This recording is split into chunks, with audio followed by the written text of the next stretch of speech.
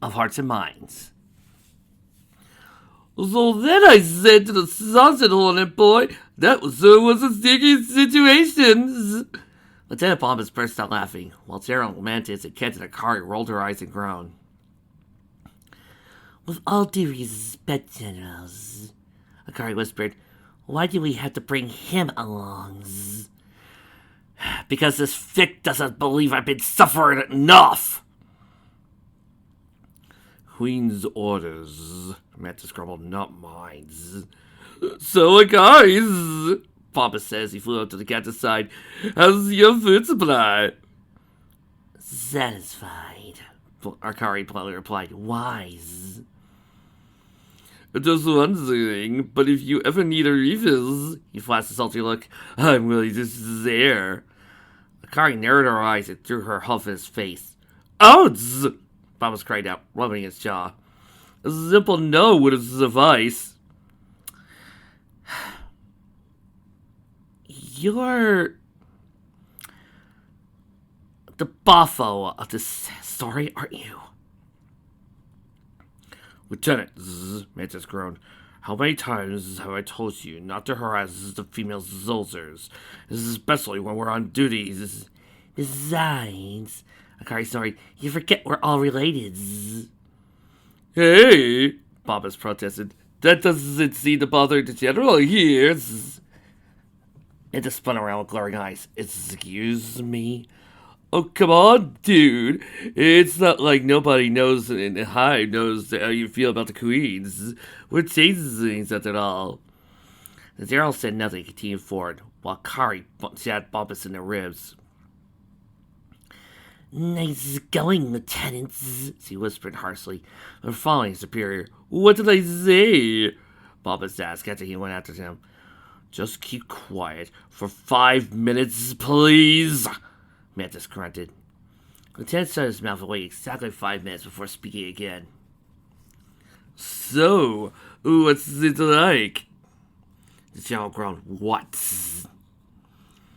Having a heart, other than the prince, you're the only changeling left who still has his heart. The rest of us were born without them. So, how is it worth it? Hearts produce love, Akari said gruffly. Love is for the weak, which the strong must use against them. If we had any such emotions to distract us in battle, we'd all be extinct. Hey, Bombas said with shrug. That never's not the general, and he's the best general we ever had. At least I think so, since he's the only general I've ever known.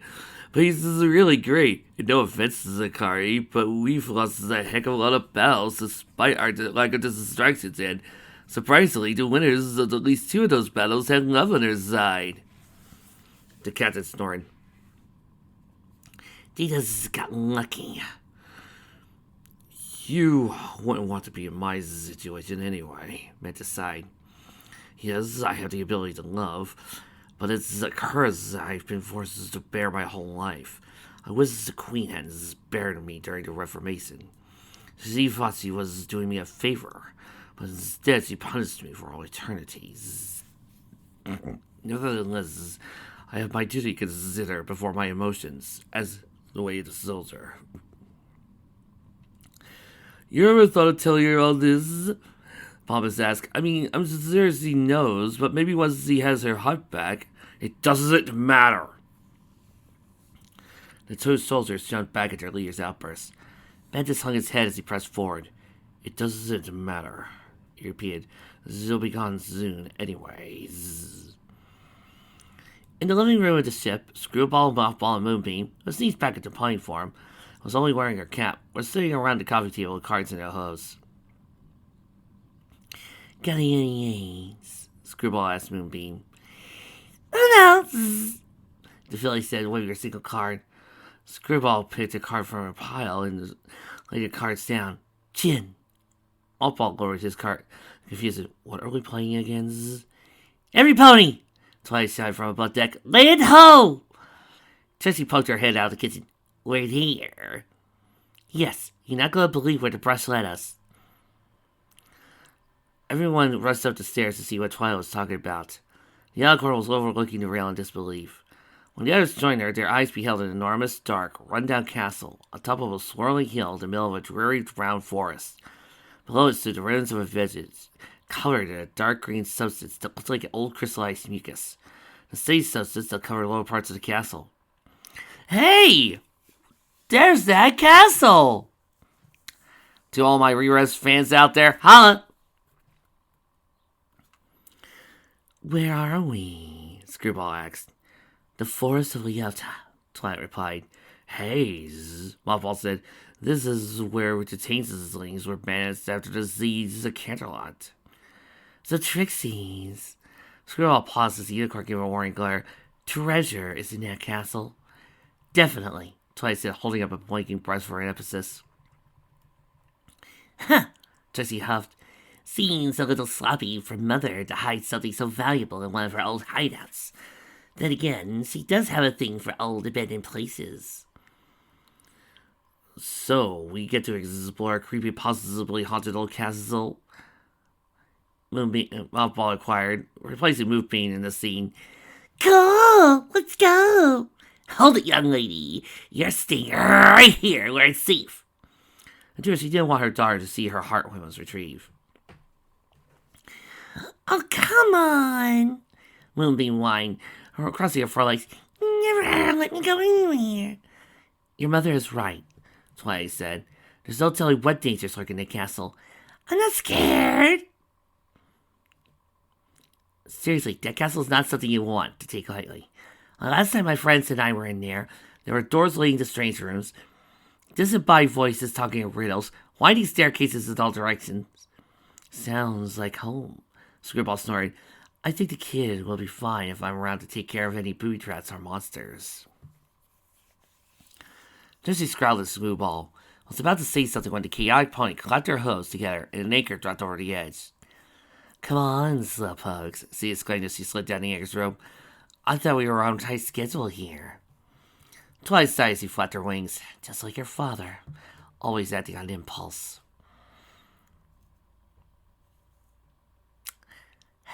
Wow, you're actually resistant to me. Trixie is proud of you. Look, doing the parody of False Starfleet is kind of draining my meme jokes, meme powers. Mothball followed the unicorn's example while Trixie sprouted wings, and Moonbeam went down the rope after Screwball. When he reached the ground, he gazed up at the castle in awe. Aw! It says awe. A-W-E. Ooh. That's better. You look smaller from this angle, Moonbeam observed. Try this, Screwball says. He bent backward and stuck her head between her legs. Moonbeam could not bend that way, so she turned around and bent to look through her legs. Oh yeah, much more intimidating, she chirped. Trixie looked accusingly at Mothball. Trixie thinks your fiancé is a bad influence on Moonbeam. The prince shook his head. Bad? No. Unusual? For sure. Everybody, stay close, Twilight says he led the group inside. I've been here before, but Chrysalis might have upgraded security since then. We must be ready for anything. Noted, Screwball says he summoned a basketball. Trixie rolled her eyes. Trixie thinks we'll need more than that for protection. You're right. The ball transformed into a frying pan. Trixie put a hook to her head. Hey, Screwball said, never underestimate the power of a frying pan. No more tangled for this effect. As the group approached the castle's long door, Twilight, Mothball, and Trixie illuminated their horns, while Trixie held her daughter behind her back. The door automatically opened with a long, slow creak. They were about to step inside when a horrid, upside-down pink face jumped out of them. Mothball and Trixie staggered back, screaming. Cool, Moonbeam peeped. What is that thing? Trixie exclaimed.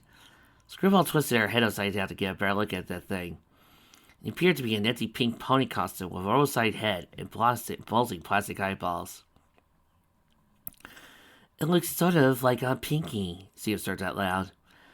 After composing herself, Twilight explained, It is. She made it. Don't ask why. I commend Chrysalis for her attempt to poetic justice. What's that supposed to mean? Mothball inquired. Long story. Come on, it won't hurt us. Twilight used her magic to toss the hideous costume out of the way. Every opponent gathered the castle's interior, as Twilight had said. There were staircases twisting in every direction, with sideways doors. Once they were inside, a voice spoke from nowhere. To find what you seek, you must take a peek behind the right door, or face horrors galore. This is like home, Screwball exclaimed. So I guess we try all the doors until we find the right one. I call the ones on the ceiling. Actually, we don't have to try all the doors, Twilight says he levitated the blinking presence of view. The brush will show us the way. Screwball floated down on the floor with a pout. Way to spoil the fun, Auntie Twilight. Can we still see what's behind the other door? Auntie Doris? Moonbeam asked essentially. We don't have time, Paul said. Which is the way, Twilight? The unicorn opened forward, and watched the brush slowly turn right. This way! They followed the hairbrush up the staircase to a green door with a heart set in wood. No, it can't be that obvious, Trixie grumbled. What's so obvious about it? Moonbeam questioned as she tilted her head. This is it, Twilight declared as he touched the doorknob. Oh! She scratched her hoof as a spark of electricity shot through her. Look, Screwball pointed. Inside the heart engraving, a series of strange markings appeared that, to Twilight, Screwball, and Moonbeam, looked like squiggles. What in the world? Screwball uttered. I've never seen writings like this, Twilight marveled. They're ancient, tingly runes, Trixie explained. Before equestrian writing was developed, Paul continued, this was what our ancestors used. So you know what it says? Twilight asked. Of course, Trixie replied. All changelings are required to know from childhood. We use it to pass secret messages to each other, especially when we're undercover. So what does it say? Screwball inquired. It says... Trixie turned pale and glanced nervously at her daughter. No heart Zelpazzer here, Mothball finished. What does that mean? While being asked, Screwball shrugged. Probably just threatening ponies not to steal the heart from an heir. Trixie screwed out the Screwball, quickly dropped a lie. That's the name of the treasure. It's called the heart. Moonbeam replied. Sounds like Golden Heart or something. No, Kingdom Hearts. Yeah, sure, Trixie said, pushing through. Can we just go in already? Okay, hold your horses. Screwball says he reached for the knob. As soon as he twists it, she was electrocuted, just like Twilight. Let me try, Mothball offered. Well, the same thing happened to him. Moonbeam tried to herself, but her mother stopped her hoof. No biggie. Screwball shrugged. Who needs a door when you got magic? No. Don't tell me. Anti-teleportation, Duffield. See fast and reappeared a second later. Told ya! It was thrown back by an invisible force. Mothball knelt down to her side. I can't teleport in there. Screwball gasped. Figures, Trixie said, shaking her head. Mother built this vault against her enemies. This card was one of her greatest. And they said she would cast spells that repel chaos magic. There must be a way in, Mothball insisted. Mother was told to create a way to get in herself. Maybe there's a clue somewhere. There's always a clue around magically sealed doors. A clue? Twilight says he squinted at the changeling runes. A clue, that's it! The message is a threat. Hey, I always wanted to do that. It's a riddle. No heart, so pass through here. Screwball says, scratching her head. What could that mean? Oh, I get it. Excuse me, I gotta go to the Care Bears dimension. Be right back. Come and go. What do you need me for, you brute? It says no heart can get through here. I'm going to need you. Oh, so you want me to open the doorknob? Oh, no. You're my battering ram. Battering ram? Wow! It's open. Then her eyes opened wide, and so did Mothball's as he came up with the same answer. Everyone except Moonbeam turned to Trixie, who was still confused. Why are you looking at Trixie like that? Trixie, Twilight said slowly, do you know why Screwball, Mothball, and I weren't able to open the door? Think about it. What do we all have that you don't? Trixie's eyes widened as he realized what they were implying. No, I can't. Just try, Trixie, Mothball said. Trixie returned to the door and took a deep breath. She reached out, twisted the knob. It clicked and the door opened to a dark staircase. Clever, Mother, Trixie muttered. Very clever. Oh. Trixie looked back at her daughter. No, honey, Mummy's got a treasure to fetch.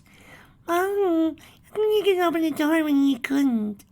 The unicorn bit her lip. Your mummy is just more powerful, that's all.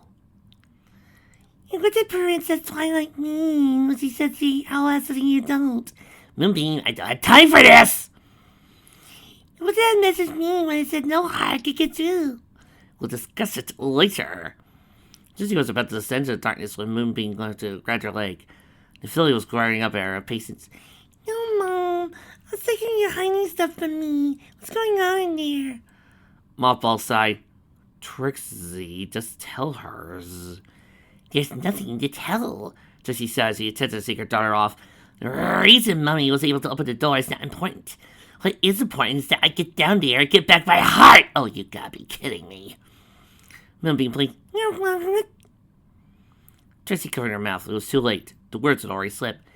Mom, did you just see your heart? Moonbeam asked again. Trixie stared down at her daughter for a long while, unsure how to respond. Twilight, Screwball, and Mothball backed away to get the two some space. Finally, Trixie let out a sigh. Mummy hasn't been honest with you, Moonbeam. We're not here for a treasure, though it is something very valuable. Down there, probably locked away in the vault or something, is a heart. My heart. Moonbeam let go of her mother's leg. That's ridiculous. Your heart can't be down there.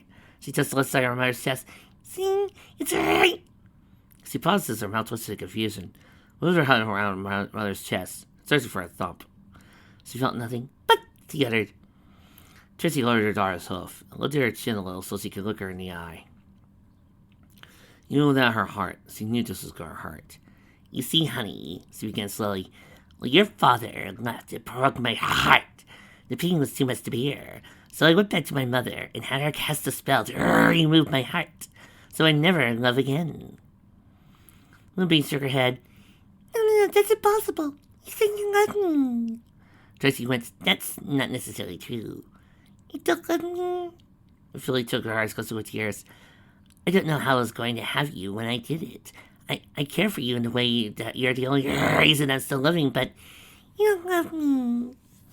It's not like I don't love you, sweetie. I just can't. So... Moonbeam sniffled. You lied when you said you loved me. Oh, God, this is gonna be one of those pointless argument breakup scenes, isn't it? Trixie moved to wipe her daughter's tears. Honey. The filly scowled, turned her back to her mother. This sight was hurting Trixie now. She could only imagine what it would be like with all her emotions. Sweetie, I didn't mean... Moonbeam snapped. I understand why you didn't tell me all that Tinsley stuff, but this... Trixie laid her hoof on her shoulder. Moonbeam. Go away! The filly shouted as she raced to move Mothball. There we go. Let Trixie guess what the next scene is. Trixie tries to tell Moonbeam why you had to listen to her, and having the heart was removed, and I've regretted it, blah de blah blah. Once I get my heart, yada yada yada. Moonbeam's going to continue to cry. I'll just finish the rest of this bit up. You can still fix this, she whispered. Once you're able to love again, she'll forgive you. Trixie looked back to the door, down the dark staircase. Will you be all right down there? Twilight asked. The unicorn nodded as the illuminated horn. The great and powerful Trixie had faced worse. The unicorn rolled her eyes and shook her head. With a smile, she watched her friend disappear into the darkness. Normally, Trixie would have been nervous about descending a dark stairway with no knowledge of what was on the bound, but she was too determined to fix her mistakes to be afraid. However, she still remained cautious. A riddle couldn't be the only thing that was guarding her heart. Her mother wasn't that careless. And it would felt like hours from walking. She spied the way up ahead. When her back hose left the bottom step, she found herself in a circular room. A horn glowed brighter so she could get a better look at her surroundings. The stone walls were covered in a crystallized mucus that surrounded several small holes, which looked like they were contained something. Jessie put her hope to her chest and felt a sudden tingle. She glanced down and waited for it to return, but nothing happened. She tried to step further into the room. Her chest tingled again. Curious, she slowed her pace. The closer she got to the back wall, the stronger the sensation became. At the far end of the room, a faint green light glimmered. Tracy squinted at the wall and saw that the glow was coming from behind the mucus. She saw a beam had destroyed the green substance. Behind it was a small niche containing two chests. One was ivory and faded with time. The other was crystal and was the source of the glow. Feeling inside Tracy, the crystal blocks glowed brighter as she got closer. She lifted the lid, stared at it all at the beating green heart. You know, Crystallis, I would have put the heart inside the old chest, but I know what that one contains. I was calling to her. Now it was in her grasp. She was about to touch it, but she realized she didn't know how to put it back in. Perhaps one of the others would know. So she closed the chest and looked curiously at the ivory one. She opened to find another heart, though its green glow was very faint. There was no doubt whose heart this was. All the changelings whose hearts were removed during the Reformation had died out centuries ago, and their hearts had crumbled to dust as a result. At least that's what her mother told her. Trissy stared at her mother's heart in wonder. She knew the queen wasn't dead yet. Would her heart crumble to dust? Would she die without knowing what it was like to feel again? I would say let's drive a stake through it, but we need to keep her alive as long as possible. As much as she resented her mother, Tracy couldn't wish that fate on her. So she closed the chest and levitated along with the crystal one. You got it? Twilight called when Tracy's aura appeared in the darkness. Yep, the unicorn replied once he reached the top. Tracy's got mothers too. Really? Zzz, Mothball says he stared at the two boxes. Why is the one glowing? Scribble asked, pointing to the crystal chest. It's mine. Tracy exclaimed as he opened it. It must know I'm here. Moonbeam's eyes widened as he beheld the glowing green heart. That's your heart. Yes, Moonbeam. Her mother replied as he levitated the organ into her hoof. My emotions, they're all here. There was a long pause. Well, what are you waiting for? Screwball inquired. Trixie stammered, don't know how to do it. Mother knows the spell. Wait. I gotta know. Does it actually look like a heart with vowels and everything? Or does it look like the, atypical symbol of a heart? Twilight rubbed her chin and looked at Screwball.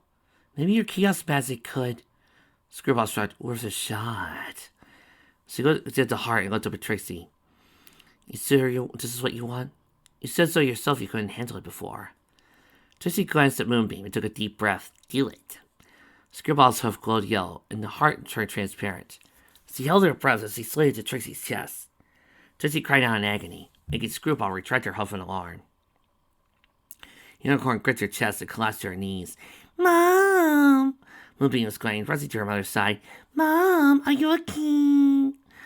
Trixie opened her eyes and turned her head to the filly. Familiar warmth welled up inside her, so that she hadn't felt in years. Instantly brought tears to her eyes. Moonbeam, she choked.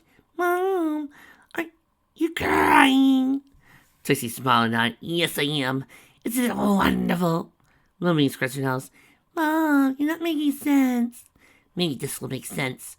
Trixie wrapped her hose around her daughter and pulled her close. She sobbed loudly as she stroked her precious filly's mane. Oh, Moonbeam, my sweet Moonbeam. Mommy's so sorry. She didn't mean to lie to you. It just happened. I never should have forced you to hide yourself. I thought I was trying to protect you. But the truth is, I just didn't want to be reminded of your father. Moonbeam looked up at her mother. Really? Really? She then removed her baseball cap. Oh, Moonbeam, you're so beautiful. Now Moonbeam was tearing up. Really? Trixie nodded and hugged her again. You've always been, and I love you, sweet. I love you so much. The others grinned as he watched the mother and daughter hug their over to a moment. Twilight frowned as a troubling thought came to her mind. Anybody else think this was a little too easy? Maybe, Screwball said with a shrug, but why complain? I just thought there would have been more obstacles, considering this is Chrysalis we're dealing with. There should have been at least a... She was cut off as the front door slammed behind him. Everyone spun around to see who had entered. Screwball recognized the General and Lieutenant Bombus, but the third team's light blue armor was new.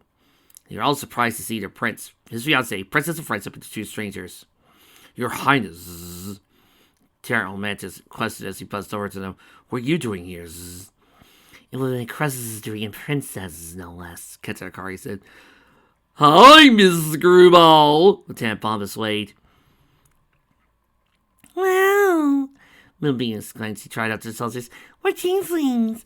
No, what's with the armor? You guys swearing ears or something? The three soldiers looked down curiously at the strange feeling. What is this? Akari snarled. Bombus sniffed the air, gasped. He quickly went down to his knees. Forgive us, your highness. We did not realize. Moonbeam said, tilting her head. Mrs. Akari took a look too, followed the lieutenant's example. Moonbeam scratched her nose. What are you guys doing? You're royals. Akari said, lifting her head. Who are you, your highness? Z's, my daughter, Trixie said, putting her hoof around Moonbeam. Your next queen after me. Ventus looked up and sniffed, his eyes widened. Princess Bellatrix, you can get up, General, Trixie said. The soldiers rose and Akari gritted her teeth. Nice to find you after all. Nice to see you too, Akari, Trixie groaned. Captain Akari's. You two know each other's? Bombus asked. She and I were playmates, Trixie explained. Another one? Twilight. Trixie's had more mare friends than you. Akari rolled her eyes. It was more like you bossing me and the other changeling children around us being playmates. Trixie narrowed her eyes. I'd watch your tone if I were you, Captain. She's right, Mantis snorted. She's our queen-to-be, after all. But your highness, what are you doing around here? What are you guys doing here? Moppa inquired. We came to retrieve the queen's heart. Screwball raised a concern. Why? That is none of your concern. Sorry, we beat you to it, Trixie said, levitating the armory box. We came here to get my heart, and found Mother's along with it. Really? Mantis blinked. Do you've already defeated the monster? Trixie, Mothball, Screwball, Moonbeam, and Twilight stiffened and said, What monster? Suddenly, the ground shook and a roar echoed through the castle. That monster. Twilight stopped her huff. I knew this was too easy.